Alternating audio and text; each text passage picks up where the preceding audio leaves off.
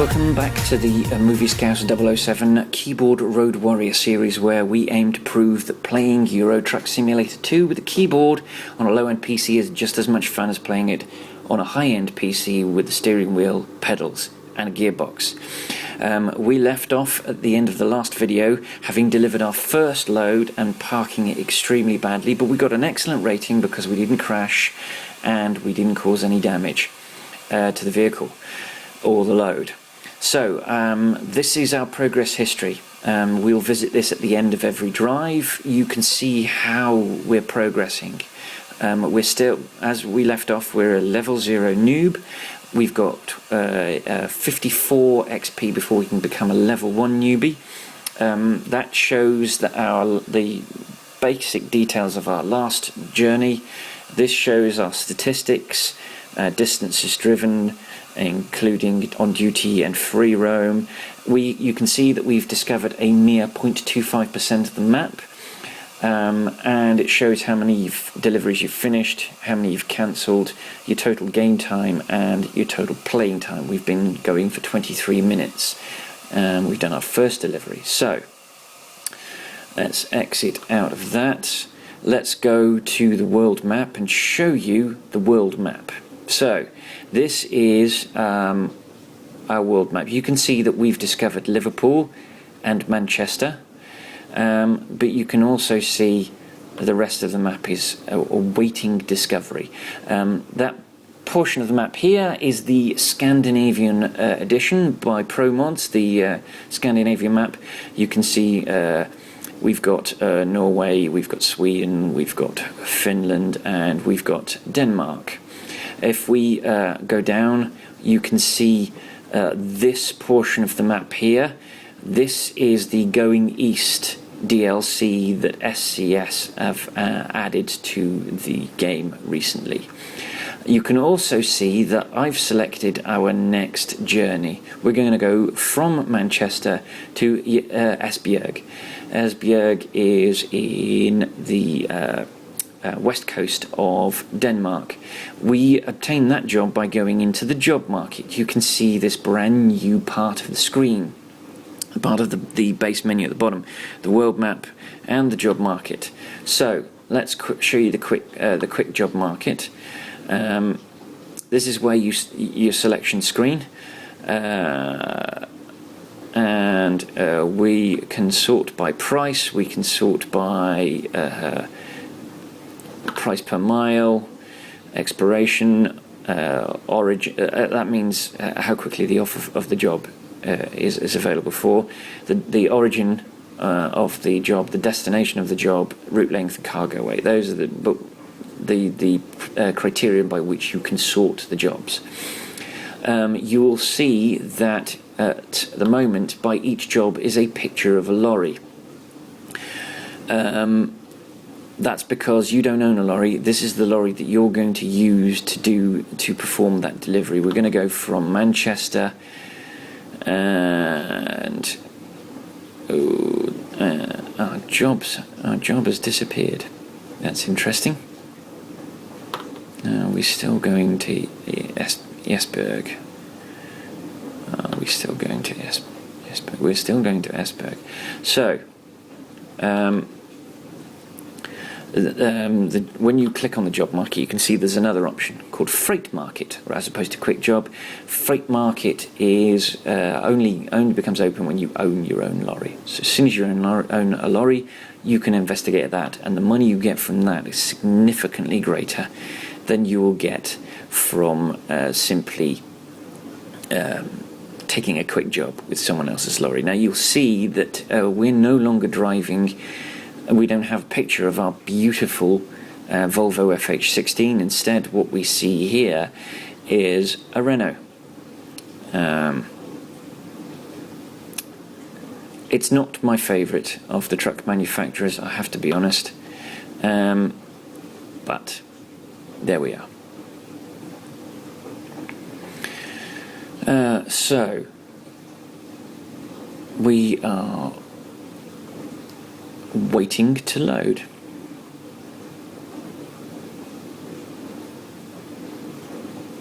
And this is our cab. This is the cab that we're going to sit in. This is our environment for the next few minutes. So this is the Renault. It's not as pretty inside as the Volvo. It's a lot more basic, but needs must. The one thing that the Renault does provide that none of the other trucks seem to do is, if you look in the centre, the fantastic mirror which sits right in the middle of the windscreen, and it shows you the front of the lorry. It's extremely useful if you're trying to creep up on another vehicle without hitting it. It's also extraordinarily useful when you come to park the vehicle and you need all the space you can get before you start backing up. You can see where the wall is, so that you're not going to do any damage to the front of your vehicle. So let's get this puppy fired up. Oops,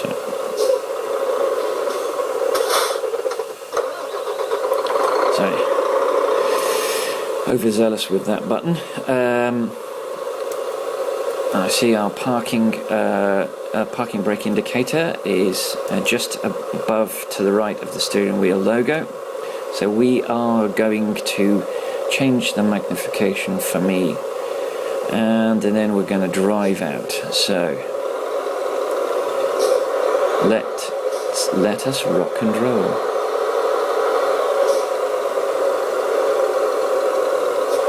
Okay.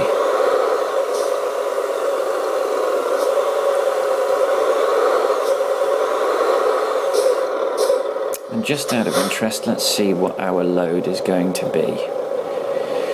Car parts, 10 tons of car parts. 10 tons of car parts to Esbjerg.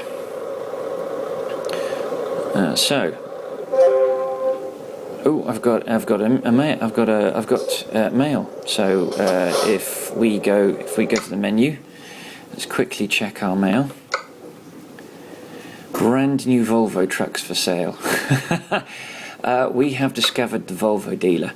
Because we've identified ourselves as Volvo, it chooses the nearest large dealership, irrespective of whether you're in that city or not. At this point, we can choose to purchase a truck if we have enough money. Sadly, as we all know, we don't have enough money. So let's carry on with our journey. Let's go back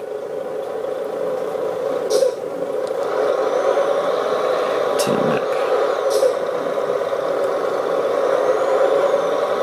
And you can see that we're delivering the same kind of shipping container as we were in the previous journey. We're still in the UK, so we need to go across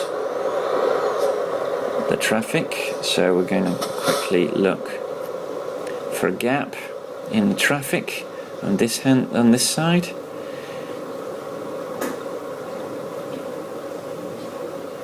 And there's our gap.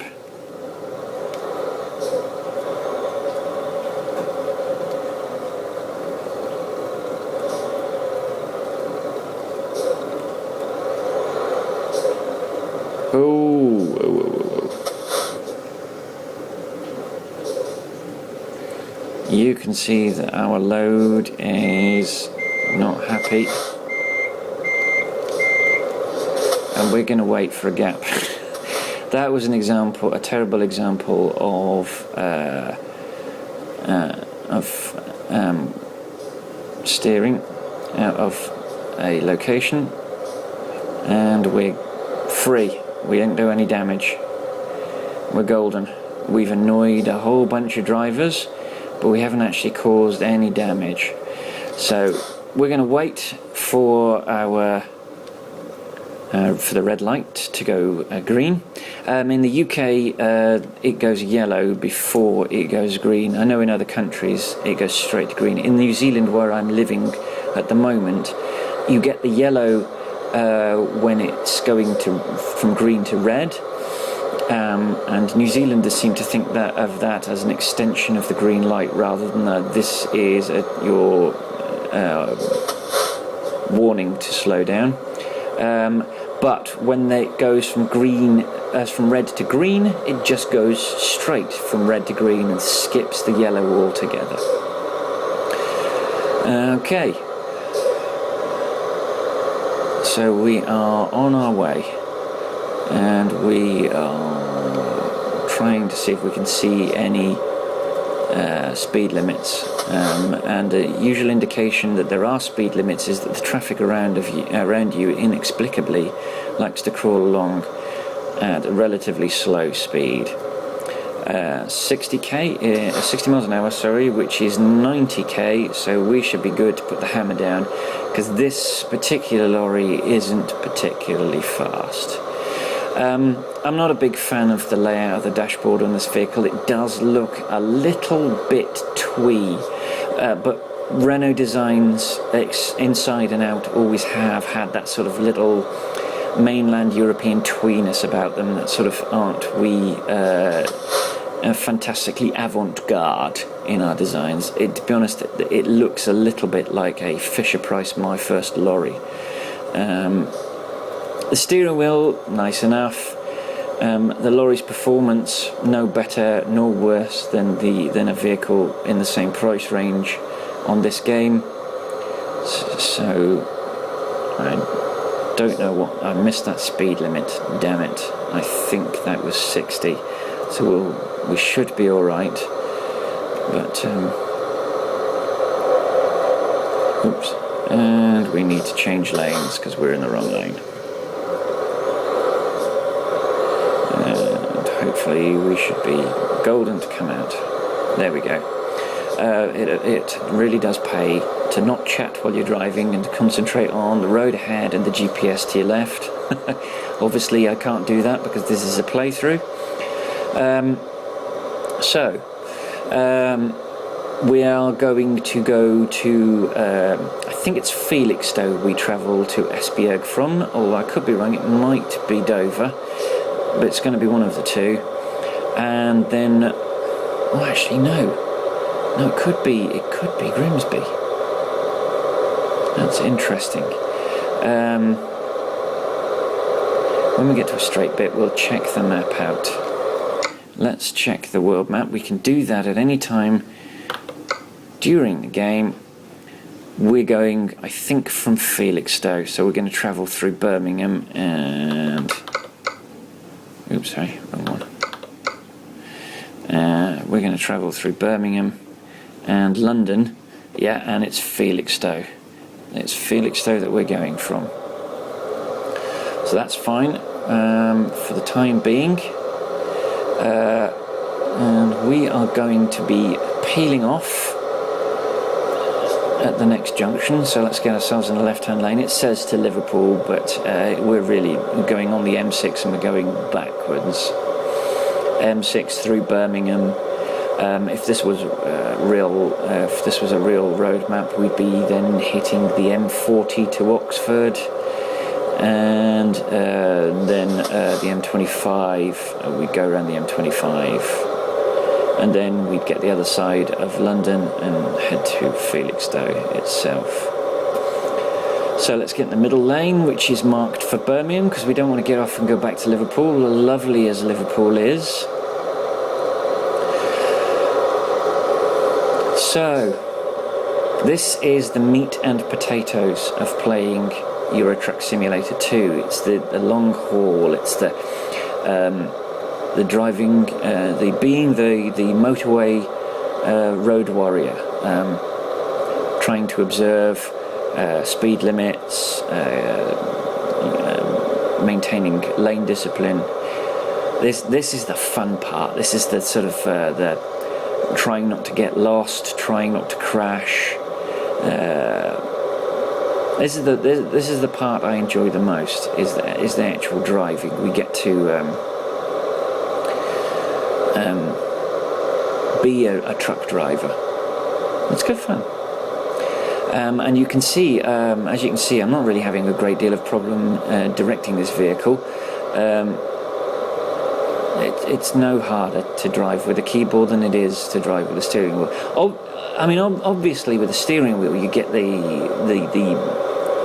greater degree of accuracy, and it's a lot smoother. You'll notice that I'm stabbing the arrow keys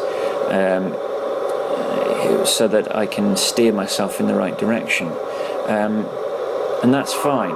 Ooh, rumble strip. That's fine. I find that that helps to break it up. I mean, I don't know how much fun this is going to be with the steering wheel. I'm hoping lots. I'm really looking forward to getting this game back to the UK, back to my G27. When I get back to the UK, I'm going to build. I'm going to get some components from a number of websites. I'm particularly fond of aria.co.uk. Was it aria.com? I always forget. But Aria is an online store that sell computer components. Micro Direct is another one, and I will go online. I will buy a number of components. I've got a cabinet that I had a computer in. I need to upgrade because it's an old motherboard that was for AGP graphics card rather than a PCIB, and obviously I want to get a new Haswell CPU. I'm going to get an Intel Haswell CPU and construct from purchased components my gaming rig, which I will use for things like Euro Truck Simulator. I want to get into a game called Democracy 3, which came out earlier this year. I'm torn as to whether I'm going to buy SimCity for this PC or whether I will buy it for them. I'm going to try and get a MacBook as well. I've got a lot of expensive computer purchases to make in the next when I get back to the UK. But I want to get those out of the way because I've got a horrible feeling that I'm going to be made redundant when I get back to the UK. I'm on sabbatical so that my wife can come back to her home country of New Zealand. So we shouldn't have to worry about petrol on this journey, but even if we do, when we are driving someone else's lorry, the employer pays the fee for petrol. So that's not an issue. We do have to pay our own fines though. So if you get a speeding fine, if you blow through a red light, if you crash into another vehicle, all of these things come out of your pay packet.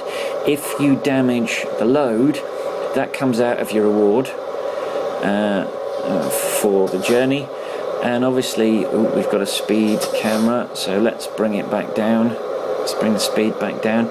You'll see on the left hand side of the road, just after the red warning triangle, there's a grey box on a pole. That is what we call a Gatso camera. A Gatso was I believe a Scandinavian chap who invented that process not to catch motorists speeding, but in fact just to determine how fast he was going. He wanted to know what speeds he was going. He wanted a more accurate measurement than was capable with the speedo inside of the car that he had. And we're back to national speed limit, which means that we can plough up to 90, which is fantastic. We stop worrying. Although we do need to not drive on the rumble strip.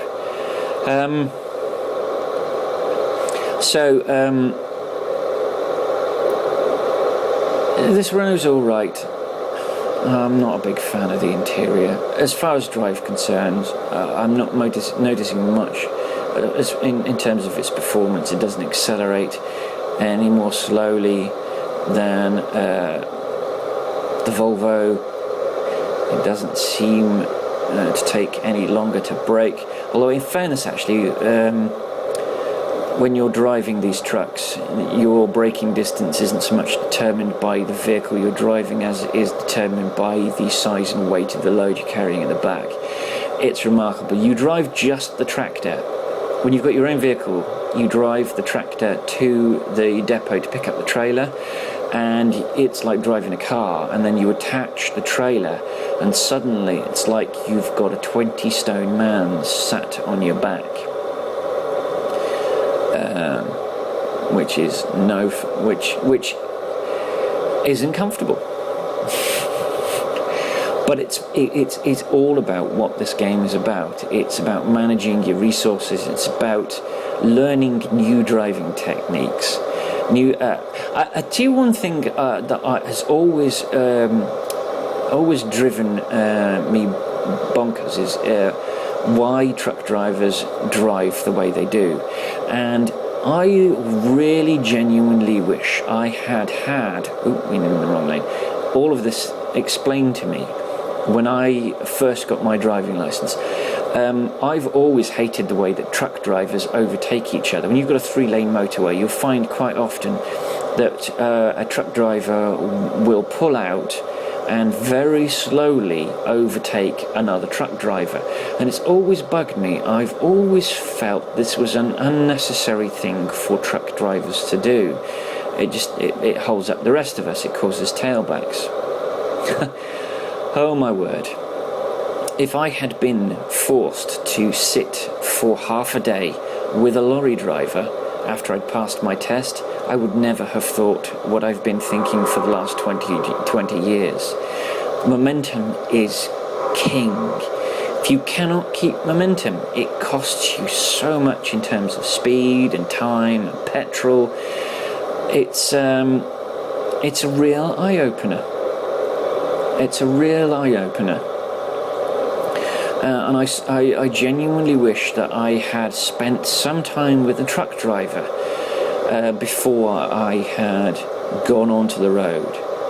I'm now, having played this game for a month, it's so much more in awe of truck drivers than I ever was before.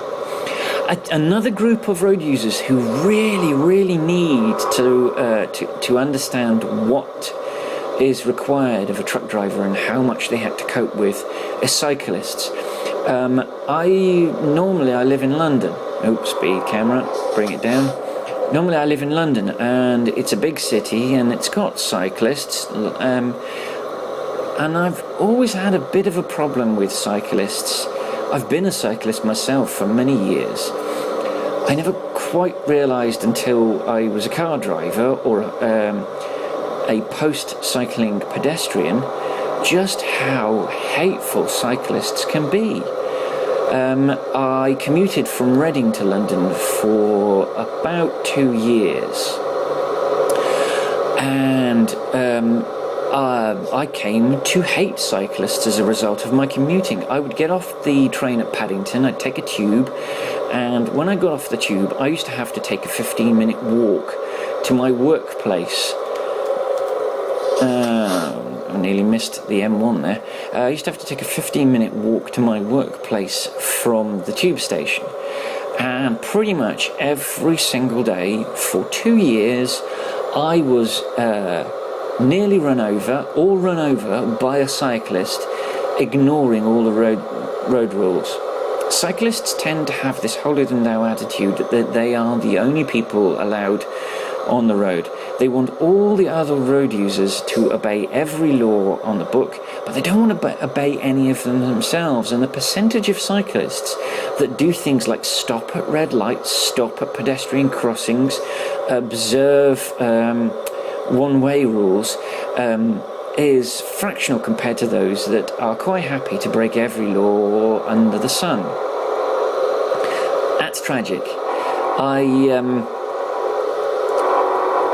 I think it turns other road users against them, because they do present an attitude where they're allowed to do what the hell they like. But if you get in their way, you're evil somehow.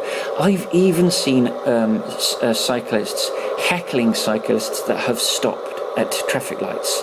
What the hell did you do that for? Why did you stop? Just go. As if the red light didn't apply to them. It's really sad.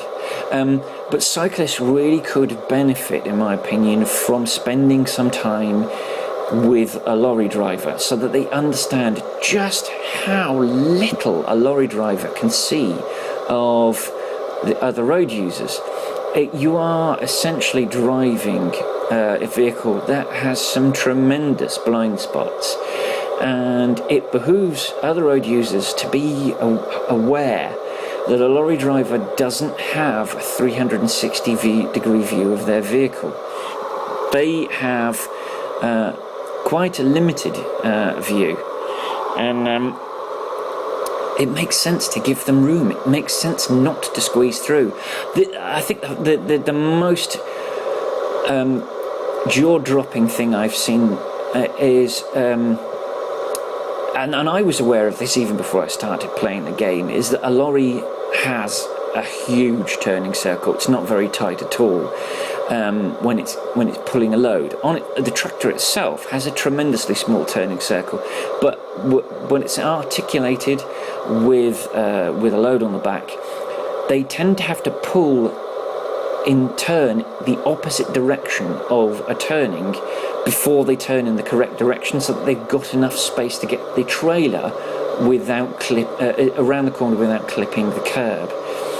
The number of times I've seen cyclists and car drivers trying to sneak into that gap that the truck driver has created for themselves, so that they can not clip the curb, just beggars belief. I don't understand what is going through road users' mind when they think there's a gap that isn't going to be there. You just have to look at the truck driver's indicators to know where he's going.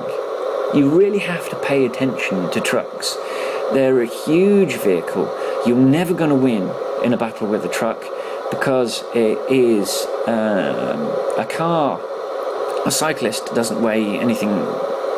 It's your body weight plus maybe a quarter of a stone. A car is maybe 1 to 2 tons. A lorry is significantly heavier than that. It's solidly built. It's pulling a tremendous amount of weight, and so it has to be quite resilient. It's dealing with a high torque engine, so it has to be able to deal with a tremendous amount of stress in a short period of time. And so they're built very solidly for a very good reason. And you're never going to win a battle with a truck. And it's not that truck drivers are malicious. 9 times out of 10, if a truck driver is doing something, they're doing something for a reason. And statistically, when there's an accident between a truck driver and another road user, statistically, I understand it's more likely to have been the other road user than the truck driver that's at fault. And I'm coming round to the belief that really we need to do something to make other road users aware of how difficult a job it is driving a truck, and how you've got to give these guys the opportunity to not hurt you by being aware of how difficult it is to drive these things. It's not a walk in the park. I mean, they're more easy to drive than they ever been at any time in history. Between power steering and intelligent gearboxes, they're not nearly as physically stressful to drive as they used to be, but they still are mentally stressful to drive. You're driving in you have a tremendous responsibility as a truck driver to other road users, to the people that you're driving for. You have to go through a much more strenuous driving license process than any other user apart from a bus driver. And so these guys are top notch. If you've ever watched a truck driver parking an articulated lorry, you will know, you will think this is easy. But I promise you, as you will have seen on my first video, this is not easy by any stretch of the imagination. It's incredibly difficult to do this. It's a process that involves concentration, skill, muscle memory. It requires an instinctive knowledge of how articulated lorries work. I have got nothing but admiration for truck drivers. I mean, I was fairly impressed before I started playing this game, I have worked briefly in a goods in yard, and so I was forklifting pallets out of lorries, and so I've witnessed these things being parked, and I know what an impressive process it is. But it's not really until you do it for yourself that you fully understand exactly what's involved, and it's a hard thing to do, and this game has only reinforced that 1,000-fold. So we're getting near London. We will skirt the edge of London, and then we'll head to Felixstowe, and then once we've hit Felixstowe, we're off the road. That's because I'm concentrating on my camera and not on on the road ahead. And we got away with that. Once we hit Felixstowe, we will get, I think, I'm not 100% certain, but I think Felixstowe is the Eurotunnel. And then we can get off at Esbjerg, and at Esbjerg we drive to the depot. Oh, and we nearly missed our exit because we were so intent. And from the dock, we will get to the depot, and we will attempt to park our lorry without having to do it 100 times like we did. One thing I haven't been using is the cruise control. It's one of those things I keep forgetting to do it. I only usually remember to do it when I've got a cup of tea beside me. But I haven't had a cup of tea with me because I'm aware that I'm going to be talking a lot, and I didn't want you guys to suffer with the sound of slurping. So I didn't bother with a cup of tea.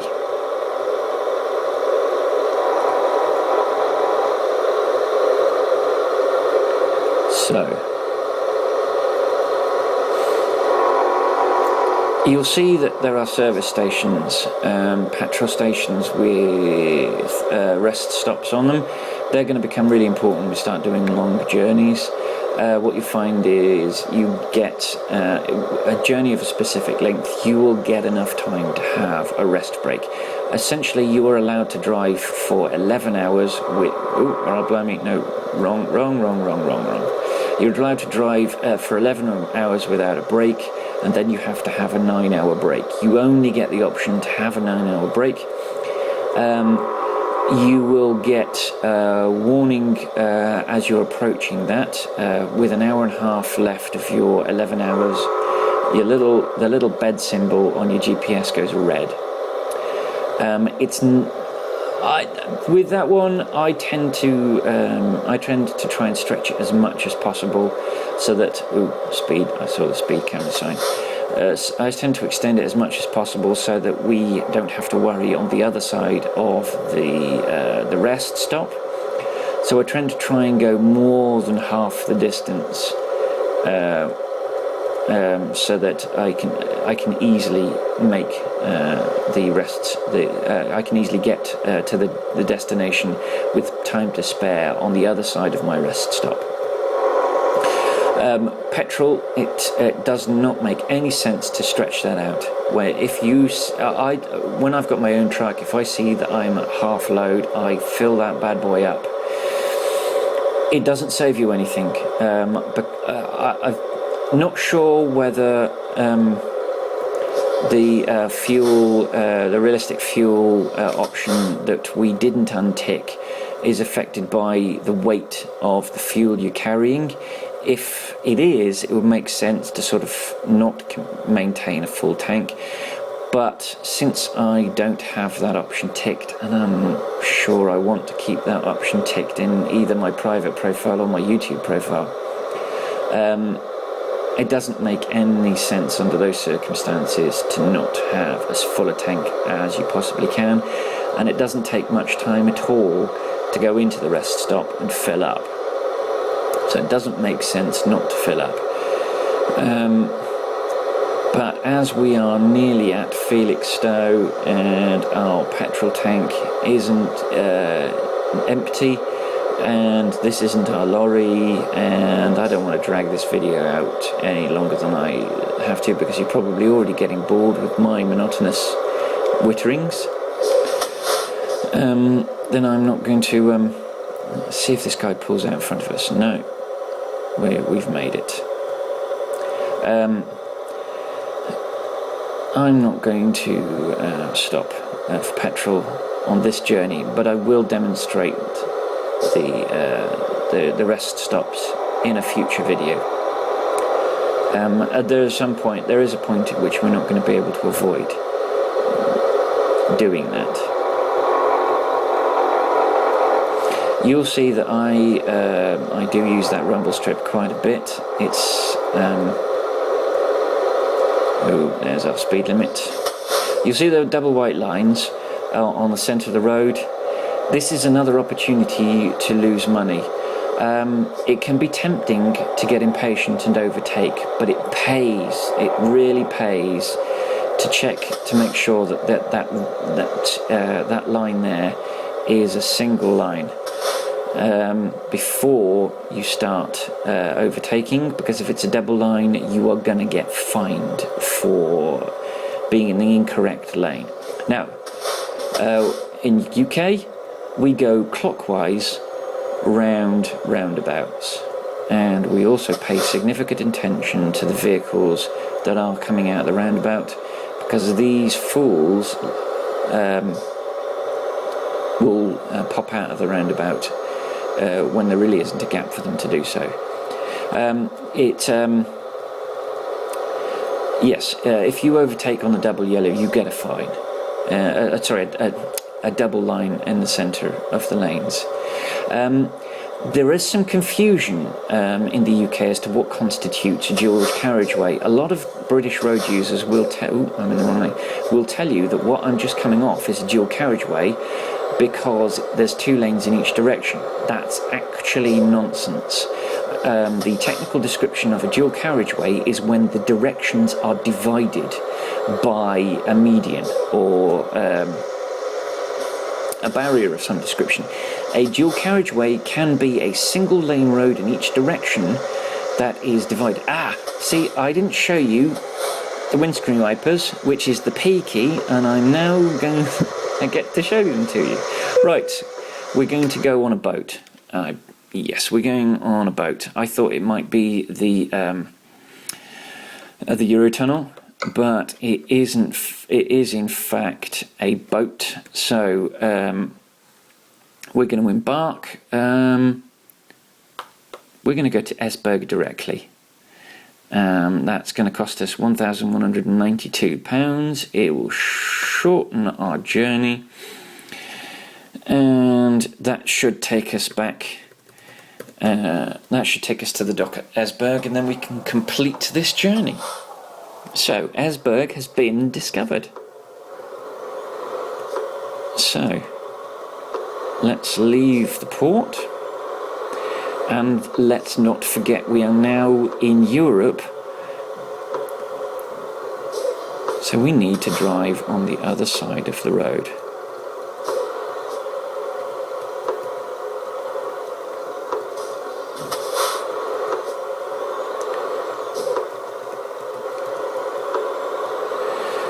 So we're now in Europe and we're driving on the right hand side of the road. We can turn that off because the rain stopped while we were on the tunnel.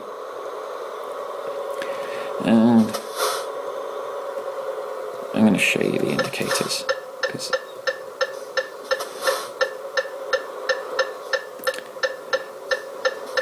and we're going to cross the traffic. So let's check nothing's coming.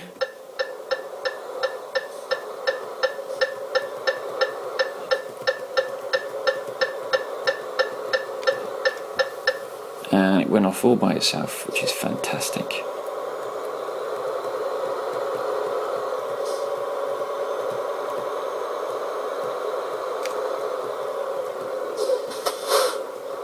And we need to that side because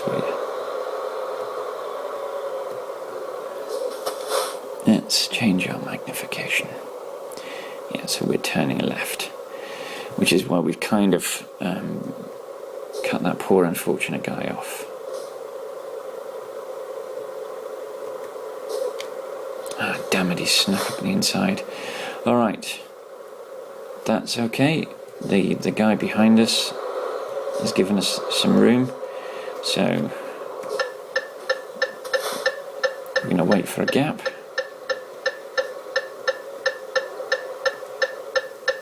And there's our gap. And we're very close to our depot, which is good, because it means we get our load delivered. And I'm really demonstrating these indicators. You can see what I mean about the Fisher-Price My First dashboard. I mean, it just looks awful for me. It does look, even in this game at this low resolution, it looks terribly plasticky.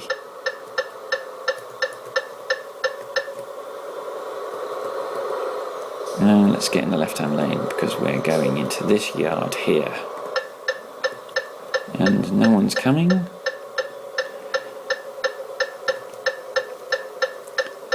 let's...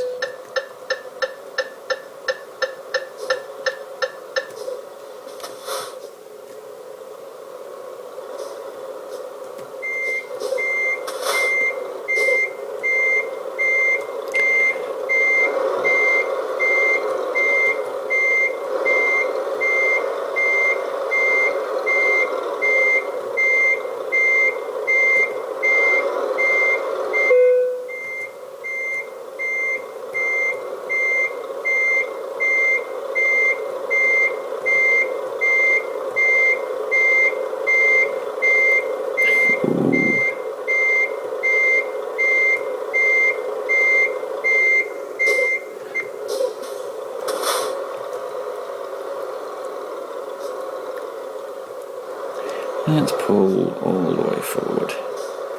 And let's get this right this time.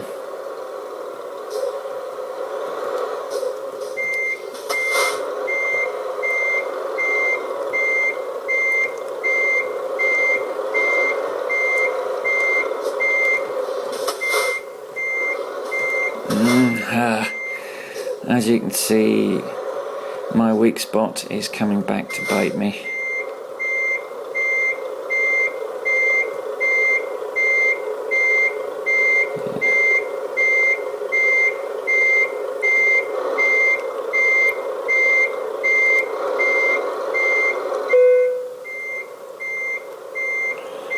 Oh, damn it, I've overcompensated.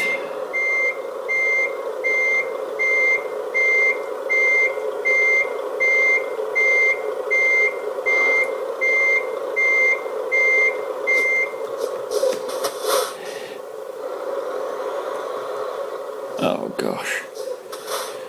Oh gosh, this is awful. This is awful.